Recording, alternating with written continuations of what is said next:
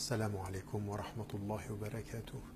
Me voilà à l'aéroport de Nouakchott où je suis en fait arrêté jusqu'à ce que le prochain avion nous ramène à destination. Donc impossible de rentrer dans le pays, impossible de venir assister, ou en tout cas de donner des conférences à l'invitation des organisations ici que je salue, qui ont fait un travail extraordinaire de préparation depuis avril.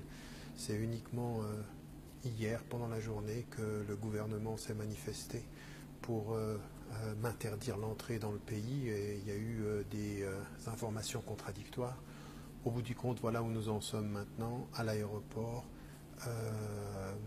détenus en fait et arrêtés jusqu'à ce que le prochain vol nous ramène.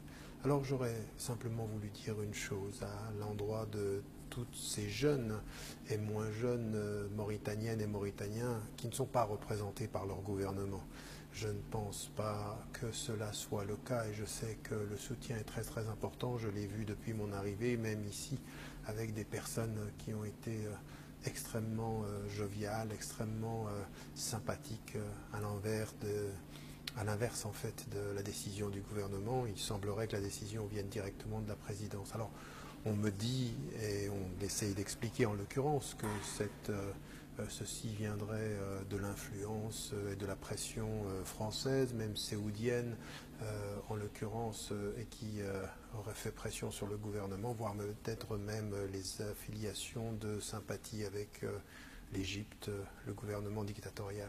Tout ça n'est pas très très important. Le plus important, c'est que ce qui était et qui devait être l'engagement de mes interventions, c'était à quel sujet? Comment fait-on, en l'occurrence, pour avoir une compréhension des fondements de l'islam qui nous fasse travailler contre la radicalisation, contre ce qui se passe à travers le monde. D'un autre côté aussi l'égalité, la justice sociale, le fait de s'opposer à toutes les tentations racistes, à tous les esclavages institutionnalisés. Dieu sait si en Mauritanie il y a besoin d'égalité devant la loi, il y a besoin d'un travail qui doit être fait sur le plan de la conscience citoyenne, sur le plan de la compréhension que nous sommes tous égaux devant Dieu, dans les droits sociaux, femmes ou hommes. Et cet engagement-là, il était aussi un éveil vis-à-vis de la jeunesse et de tous les citoyennes et de tous les citoyens, en l'occurrence. Et puis, il y avait aussi tout un pan spirituel de travail sur soi, de comment est-ce que l'on peut comprendre notre engagement spirituel dans le monde qui est le nôtre aujourd'hui. Un discours qui se voulait positif, qui se voulait rassembleur, ce qu'il a toujours été d'ailleurs en l'occurrence, et puis en même temps un discours libre, de citoyens libres qui ne se laissent pas influencer ou qui ne se laissent pas imposer par quelque gouvernement que ce soit. Le gouvernement mauritanien en a décidé autrement. Ça m'amène toujours à dire que finalement cette petite défaite qui me fait m'arrêter à l'aéroport fera que le discours rentrera en Mauritanie, même si la personne n'entre pas, le discours entre, et c'est un appel à toutes ces femmes et à tous ces hommes, tous les Mauritaniennes et tous les Mauritaniens, de continuer à s'éduquer, à s'engager en tant que citoyen, à travailler pour la solidarité. On devait rencontrer des pauvres sur le terrain, on avait un engagement à faire un travail de solidarité. Ben, il faut le faire, il faut s'intéresser à la question de la pauvreté, il faut s'intéresser à la lutte contre la corruption, et Dieu sait si dans les pays du monde, et en particulier les pays africains, il y a un vrai travail. Il faut lutter contre tout type de racisme, tout ce qui peut l'institutionnaliser, parce que s'il y a une chose à quoi nous appelle notre spiritualité, notre religion, mais en même temps les droits que nous défendons, c'est à la lutte contre le racisme institutionnalisé, l'esclavage. Et donc ce travail, il faut le continuer. Donc la personne n'entre pas, mais le message reste et demeure, au-delà de la personne, au-delà de ses interdictions, parce que c'est le 8e pays à majorité musulmane qui m'interdit d'entrer aujourd'hui dans le pays.